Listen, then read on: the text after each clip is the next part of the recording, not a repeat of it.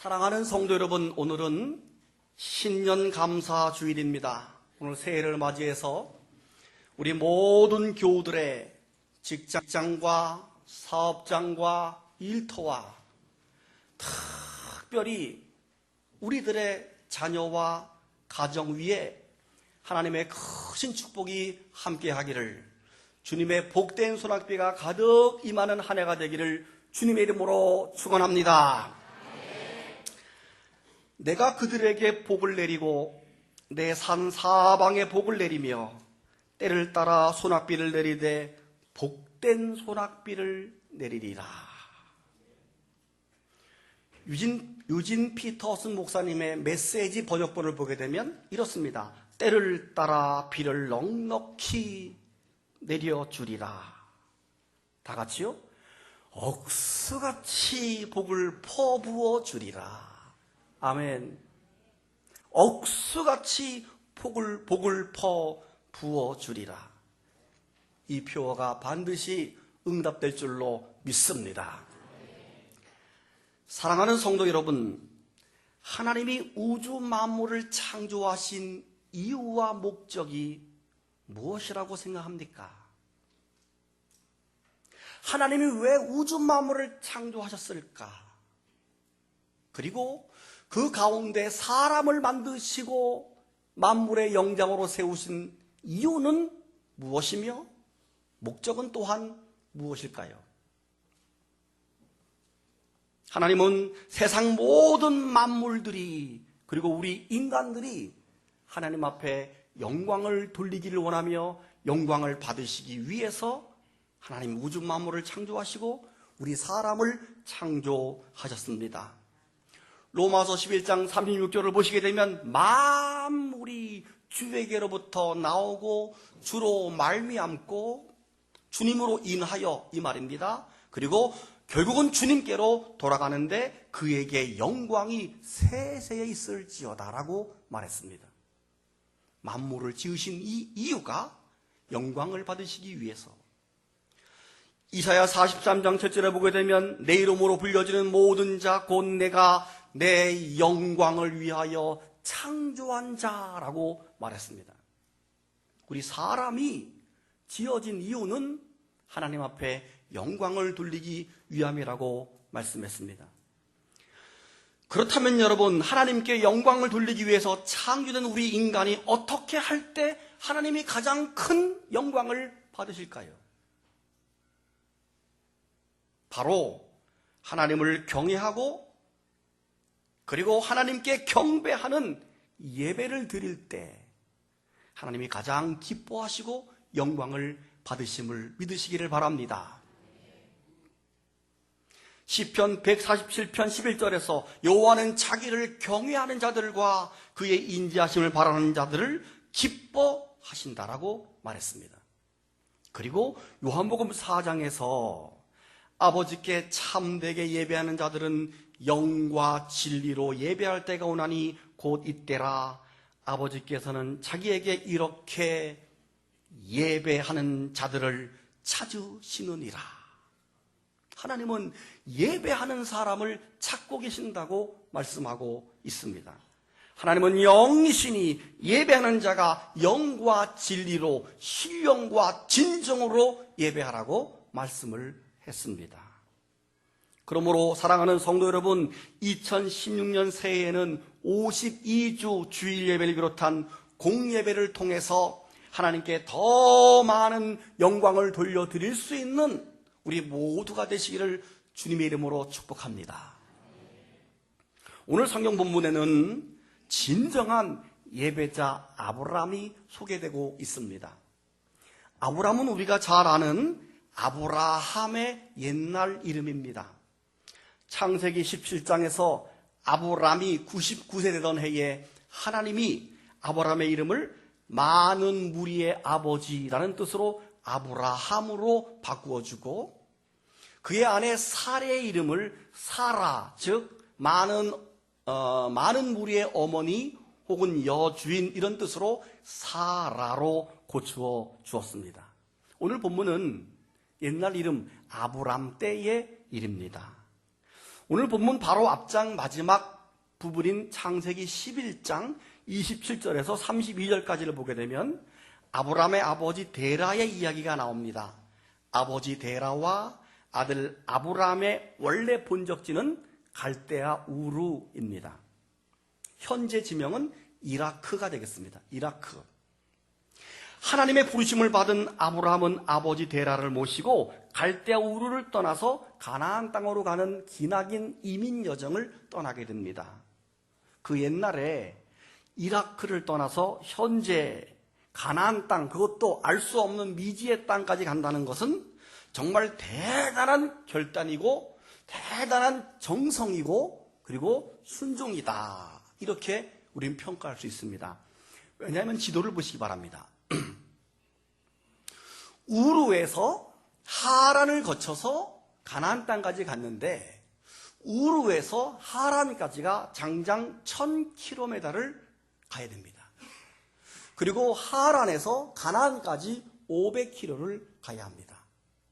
지금 같으면야 자동차 타고 가면 되고 비행기 타고 가면 되지만 그때는 모든 소유물들을 말과 낙타 같은 데다가 짐승에다가 들쳐업고 그 길을 걸어서 1500km를 가야 하는데 모든 정든 땅을 다 버리고 하나님 명령 하나 붙들고 간다는 것은 정말 그 입장에서 보게 되면 굉장한 정성이고 믿음이라는 것을 우리가 알아주어야 합니다. 11장 32절을 보게 되면 아브라함의 아버지 데라의 나이가 250세 되던 해에 하란 땅에서 이제 하나님의 부르심을 받아 죽게 됩니다. 그러자 12장에 와서 하나님은 아브라함에게 다시 얼른 하란을 떠나서 원래 목적지인 가나안 땅을까지 도착하라고 재촉을 하는 게 창세기 12장입니다. 12장을 보시기 바랍니다. 성경 보세요. 여호와께서 아브라함에게 이르시되 너는 너의 고향과 친척과 아버지의 집을 떠나 내가 너에게 보여줄 땅으로 가라. 내가 너로 큰 민족을 이루고 너에게 복을 주어 내 이름을 창대하게 하리니 너는 복이 될지라. 너를 축복하는 자에게는 내가 복을 내리고 너를 저주하는 자에게는 내가 저주하리니 땅의 모든 족속이 너로 말미암아 복을 얻을 것이니라. 그래서 5절을 보세요. 아브라함이 그의 아내 그리고 사라와 조카 롯과 하란에서 모은 모든 소유와 얻은 사람들을 이끌고 가나안 땅으로 가려고 떠나서 마침내 가나안 땅에 들어갔다라고 말합니다. 저를 보시기 바랍니다. 그런데 여러분, 잠깐 여기서 이쯤에서 우리는 한번 의심을 하나 풀어보았으면 좋겠습니다. 무슨 말씀인가 하면 왜 하나님은 그 당시 많은 사람 가운데 유독 아브라함을 선택해서 그를 지명해서 가나안으로 가라고 아브라함을 선택했을까 하는 겁니다. 이라크, 우르 땅에 살고 있는 사람, 그것도 가나안 땅에 살고 있는 사람이 아니라 그 많은 사람 가운데 하필 왜 아브라함이었느냐 하는 것입니다. 성경에는 그 자세한 내용을 밝히고 있지 않습니다. 더군다나 이 아브라함과 그의 아버지 데라는 갈대아 우르에 살 때 우상을 숭배했던 사람입니다. 자, 훗날 여호수아가 자기 백성에게 옛날 과거를 쭉 들추면서 일장연설할 때 여호수아 24장을 보십시오. 뭐라고 말하는가 하면 나홀의 아버지 데라가 강 저쪽에 거주하여 다른 신을 섬겼었다. 분명히 말하고 있습니다. 이 부분을 가지고 강 저쪽이라고 하는 것은 갈대아 우르가 위치하고 있는 유프라테스 강 그 근처를 말해요. 거기서 아버지 데라는 다른 신을 섬겼습니다. 근데 성서학자들의 말에 의하면 우상을 숭배하는 차원을 넘어서 우상물을 깎아서 만들어 팔아먹으면서 살아가는 우상물 세공업자였다. 이렇게 말합니다. 여러분, 이해가 되지 않지 않습니까? 왜 하나님은 그런 우상 숭배자, 그것도 우상물을 깎아먹고 사는 사람을 하필 선택해서 하나님의 선민의 조상으로 삼았을까 하는 이유입니다.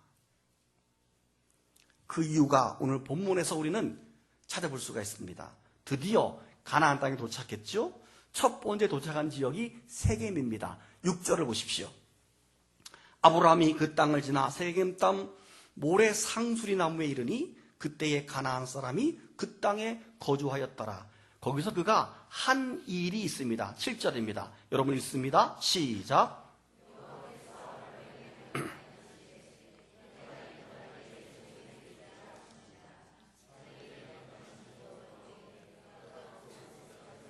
아멘. 그는 거기서 제단을 쌓았습니다. 즉 예배를 드렸습니다. 그리고 얼마 후 다시 이동해서 베델로 갑니다. 8절입니다. 보세요. 거기서 베델 동쪽 산으로 옮겨 장막을 치니 서쪽은 베델이요 동쪽은 아이라. 그가 그곳에서 여호와께 제단을 쌓고 여호와 이름을 부르더니 점점 남방으로 옮겨갔더라. 거기서도 한 일이 무엇입니까? 바로 제단을 쌓고 예배를 드리는 행위를 합니다. 그러다가 그 땅에 마침 기근이 들어서 그 기근을 피해서 가족들을 데리고 애굽으로 내려갑니다. 13장인데요. 애굽으로 내려가서 자기 예쁜 아내를 뺏길까봐 자기 누이라고 거짓말 치다가 잘못하면 아내를 빼앗길 뻔하는 그러한 위험한 순간을 철렁 만나고 다시 돌아오게 됩니다. 그게 4절입니다. 13장 3절을 보세요. 그가 네게브에서부터 길을 떠나 다시 베델에 이르러 베델과 아이 사이 곧 전에 장막 쳤던 곳에 이르니 4절 여러분 읽습니다. 시작.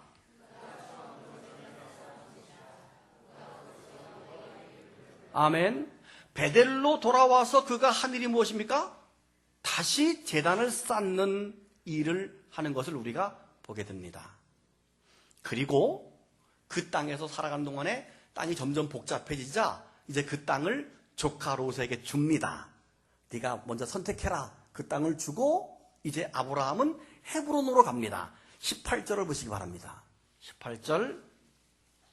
이에 아브라함이 장막을 옮겨 헤브론에 있는 마므레 상수리 숲에 이르러 거주하며 거기서 여호와를 위해서 제단을 쌓았더라. 아멘.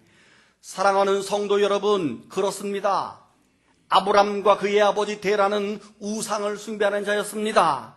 그러나 여러분, 우리 인간은 아담과 하와의 불순종 이후에 누구나 죄인이요, 누구나 어둠의 자녀요, 누구나 흑암의 자녀입니다. 그러나 하나님의 선택으로 빛 가운데로 나오게 되면 어둠의 자녀가 아닌 빛의 자녀가 되는 것입니다. 할렐루야. 하나님의 백성이 된다는 놀라운 사실을 그들을 통해서 알 수 있습니다. 원래 우상 숭배자인데 하나님이 그들을 선택하셔서 빛의 자녀가 되었다는 말이죠. 중요한 것은 그렇게 선택을 받아서 당신의 백성이 된 이후에 살아가는 삶의 태도, 살아가는 삶의 선택과 결정이 중요한데요. 하나님의 선택을 받았으면 과감하게 어둠의 땅인 갈대아 우르를 떠나야 합니다. 정든 땅을 버려야 합니다. 익숙했던 죄를 버려야 합니다. 그리고 미지의 땅으로 떠나는 순종을 해야 합니다. 그리고 하나님이 기뻐하는 목적대로 예배자가 되어야 합니다. 아브라함은 그렇게 한 것입니다. 정든 땅을 버렸습니다. 익숙한 죄를 버렸습니다. 우상신을 버렸습니다. 미지의 땅을 향해 장장 1500km를 행군해서 갔습니다. 그리고 가는 곳마다 하나님 앞에 예배 드리는 빛의 자녀의 삶을 실천한 것입니다. 가는 곳마다 예배 드리는 사람, 예배를 가장 우선시하는 사람. 그래서 하나님은 그 수많은 사람 가운데 아브라함을 선택한 이유가 바로 거기에 있는 것입니다. 할렐루야. 왜요? 하나님은 예배자를 찾으시느니라. 하나님은 예배자를 찾기 때문에 그렇습니다. 예배를 통해서 영광 받으시기 위해서 하나님은 우리 인간을 창조했기 때문입니다. 그러므로 아브라함은 가는 곳마다 예배를 드리는 사람이에요. 그런데 또 하나는 아브라함은 예배에 집중하는 사람입니다. 뒤에 15장을 보시면 15장 9절에 아브라함이 하나님께 제단 쌓는 장면이 나오는데 9절에서 여호와께서 그에게 이르되 너는 나를 위해서 3년 된 암소와 암염소와 순양과 산비둘기를 잡아서 가져와라. 아브라함이 모든 것을 가져다가 중간을 쪼개고 쪼갠 것을 마주대에 놓고 그 새는 쪼개지 아니했는데 11절 솔개가 사체 위에 내릴 때는 아브라함이 쫓았더라. 저를 보세요. 그는 제사 예배 드리는 내내 혹시 솔개가 내려와서 재물을 빼앗아 갈까봐 시종 솔개를 쫓으면서 이 예배가 하나님 앞에 연락되기를 노력했다는 것입니다. 한마디로 예배에 집중하는 그런 아브라함입니다. 한순간도 여러분 진정한 예배는 그렇습니다. 내 마음과 내 뜻과 정성을 다 쏟아 부어서 드리는 예배가 진정한 예배입니다. 한순간도 내 마음을 솔개에게 빼앗기지 않도록 정신을 차리고 집중해야 합니다. 잡생각과 졸음의 솔개를 쫓아야 됩니다. 잡생각이 계속 오잖아요. 예배 끝나고 빨리 가서 떡 먹어야지. 빨리 누구 만나야지. 막 기생각이 막 이거를 쫓아야 됩니다. 습관적으로 괴물 오면 주무시는 분, 이 졸음을 쫓아야 합니다. 여러분, 사람이 피곤하면 당연히 졸리는 거 맞습니다. 그래서 우리는 토요일은 주일을 준비하는 날 가급적 일감도 줄이고 모든 마음의 포커스를 내일 예배에 맞춰야 됩니다. 그래야 졸리지 않습니다. 그리고 오시는 동안에 하나님 앞에 감사한 마음으로 막 마음을 모아야 됩니다. 와서 예배 드릴 때도 혹시 지금 다리를 꼬고 계신 분 빨리 다리를 내리세요. 빨리 내리세요. 좋은 말 하서 내리세요. 이건 태도예요. 대통령이 여기 오셨다. 감히 여러분 이러고 앉을 수 있어요? 이러고? 이거는 국정원에서 금방 데려가요. 하나님 앞에 막 내 마음을 다 쏟을 때 우리는 자세가 앞으로 가게 돼 있어요. 뒤로 절대로 안 갑니다. 이거를 쫓아내는 게 솔개를 쫓아내는 이 아브라함의 모습인 것입니다. 물론 피곤하면 졸릴 수 있으니까 저는 그래도 뭐라 그러지 않아요. 그냥 주께서 사랑하시는가 보다 이렇게 생각을 해요. 근데 습관적이 되지 않도록 여러분이 솔개를 쫓아야 하는 겁니다. 왜냐하면 사탄이 은혜를 받지 못하도록 집중적으로 자꾸 졸리게 하는 그런 역사가 있기도 해요. 그래서 옛날 목사님들이 그걸 뭐라 그래요? 졸음마귀가 들렸다고 그래요. 졸음마귀. 이 말이 좀 무식해 보이고 기분 나쁠지 몰라도 틀린 말이 아니라 좀 일리가 있는 말이에요. 왜냐하면 보세요. 사도행전 20장에서 청년 유두고가 말씀을 듣다가 창문에서 떨어집니다. 죽었어요.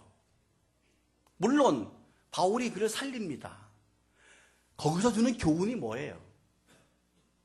왜 사도행전 20장에 유두고가 떨어져 죽었다는 말을 왜 넣었을까?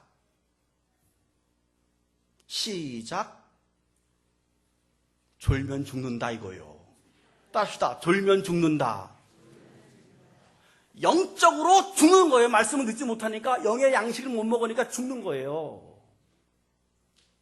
어떤 목사님이 그 교훈이 뭐예요? 그러니까 청년의 손 딱 들더니 설교를 길게 만든다는 말입니다.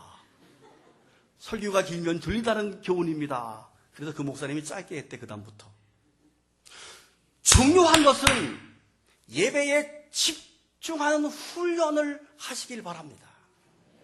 교회 올 때 덜렁덜렁 무슨 뭐 예식 참여하는 거 이거 아닙니다. 이 예배가 연락되는가 안 되는가, 나의 제사가 연락되는가 안 되는가, 가인과 아벨 살인 났어요. 살인. 내 제사가 연락되지 않으니까 살인 났단 말입니다. 이게 얼마나 중요한데 대충 예배에 집중해서 한순간도 나의 마음과 생각을 사단에게, 솔리에게 빼앗기지 않도록 집중하기를 바랍니다. 아브라함은 그런 사람이었습니다. 한 가지 더 보태면, 다시 아브라함 얘기를 하면, 가는 곳마다 예배하는 사람이라 그랬죠? 예배에 집중한다 그랬죠? 한 가지 더 하면 그는 예배에 자기 목숨을 건 사람입니다. 따라합시다. 예배에 목숨을 걸자. 그 사건이 바로 아들 이삭을 제물로 바치는 사건입니다. 여러분, 100세에 얻은 아들 이삭을 제물로 바치라고 했을 때 우리가 뭐 성경을 그냥 남의 일로 보아요. 누누이 말씀드리지만 이 이야기가 나의 이야기라면, 이 명령이 나에게 떨어졌다면 어떻게 할 것인가 입장 바꾸는 거 한번 생각해 보세요. 적어도 자녀를 낳아보신 분들은 차라리 내가 죽으면 죽었지 내 자식은 바칠 수 없는 게 이게 부모의 마음입니다. 나 제물로 바치는 것은 쉬워요. 그런데 자식을 바치는 것은 내 목숨보다 더 소중하기 때문에 정말 목숨을 건 예배를 이 아브라함이 드린 것입니다. 왜요? 자식은 내 목숨보다 더 소중하기 때문에 그렇습니다. 옛날 우리나라 고려시대 때 고려장이라고 하는 제도가 있었죠. 부모가 나이가 많아 병들거나 늙어지게 되면 지게에 부모를 싣고 산에 갖다 버리고 오는 제도. 요즘 뭐 한간에는 우리나라에 그런 일이 없었다, 일본 사람들이 우리 문화를 파괴하기 위해서 지어낸 말이다, 이런 변명을 합니다만은 제가 볼 때 변명이 아니에요. 왜냐하면 지금도 우리가 노부모를 모시기 위해서 부부싸움을 하죠.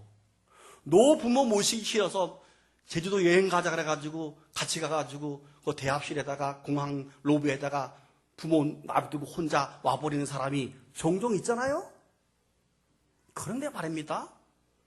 그 대합실에 공항에 앉아있는 그 엄마가, 그 노부모는 경찰이 와서 이름이 뭡니까? 입 다물어요. 집이 어딥니까? 입 다물어요. 자식이 있습니까? 없습니다. 그래요. 왜 그러죠? 나 같으면 괘씸해서 주소가 어딥니까? 충청부도, 청주시, 흥덕구, 북미도, 이시마을. 부모는 자식에게 피해갈까봐 괘씸하지만 참고 시설에 가 늙어 죽기를 바라고 자식을 이름 얘기하지 않아요. 그게 부모의 마음이에요. 왜? 목숨보다 더 사랑하기 때문에 그래요. 근데 그 자식을 바친다는 거예요. 세상에 온통 꽃이 핀 날, 아들이 어머니에게 꽃구경 가자고 합니다. 어머니, 꽃구경 가요. 내 등에 업혀서 꽃구경 가요. 어머니는 좋아라 하고 아들 등에 업혔습니다. 마을을 지나고 들을 지나고 산자락에 휘감겨 숲길이 짙어지자, 아이쿠머니나 어머니는 그만 마을을 잃더니 꽃구경, 봄구경 눈 감아 버렸습니다. 그리고 한 움큼 한 움큼 솔잎을 따서 가는 길바닥에 뿌리며 가네. 어머니 지금 뭐 하시나요? 꽃구경은 안 하시고 뭐 하시나요? 솔잎은 뿌려서 뭐 하시나요? 그때 어머니가 말하죠. 아들아, 내 아들아, 너 혼자 돌아갈 길 걱정이구나. 산길 잃고 헤맬까 걱정이구나. 자기 버리고 가는 그놈 길 잃어버릴까봐 솔잎 따면서 버림받는 부모가, 이게 부모의 마음입니다. 장사익이라고 하는 가수의 꽃구경이라고 하는 노래 가사 말이에요. 오늘 집에 가셔서 인터넷 검색하시면 이 노래가 얼마나 구구절절 불려지는지 여러분 마음으로 느낄 수 있을 거예요. 사랑하는 여러분, 그런 아들을 자기 손으로 목을 따고 각을 떠서 제물을 드린다는 것은 자기 목숨을 치는 것보다, 자기 목숨을 바치는 것보다 더 귀한 예배를 하나님께 드린 것입니다. 그것이 그 사람이 아브라함이고, 그렇기 때문에 하나님이 그 아브라함을 선택한 것입니다. 그래서 하나님은 그를 복의 근원 자로 삼으신 것입니다.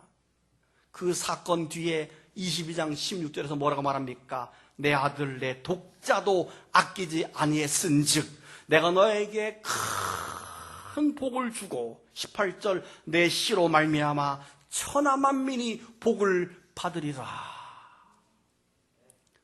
사랑하는 여러분, 하나님은 예배자를 찾으십니다. 하나님은 예배하는 자에게 복을 주십니다. 2016년도에 예배로 승리하시기를 바랍니다. 주일 52번, 52번의 주일 성수주일을 결단하시고 내가 더 많은 예배를 드려야지, 더 많은 공예배를 하나님 앞에 정성을 다해서 드려야지, 그래야 복을 받는 겁니다. 그게 복의 근원이, 복받는 비결이 예배에 있지 않습니까? 우리 인간 창조의 목적이지 않습니까? 그리고 이 아브라함의 예배를 엄밀히 분석하면 가정 예배입니다. 자기 가족이 함께 예배드린 가정 예배입니다. 특별히 우리 교회는 한국 가정 예배 훈련학교의 본산지로서 금주부터 우리 교회 모든 가정들마다 혼자라도 가정 예배를 드리고 가정 재단을 쌓으시고 모든 예배에 아브라함처럼 예배자가 되셔서 하나님 앞에 복을 받는, 복된 소낙비가 가득 차는 여러분의 가정과 교회가 되시기를 주님의 이름으로 축원합니다. 눈 감고 묵상합니다.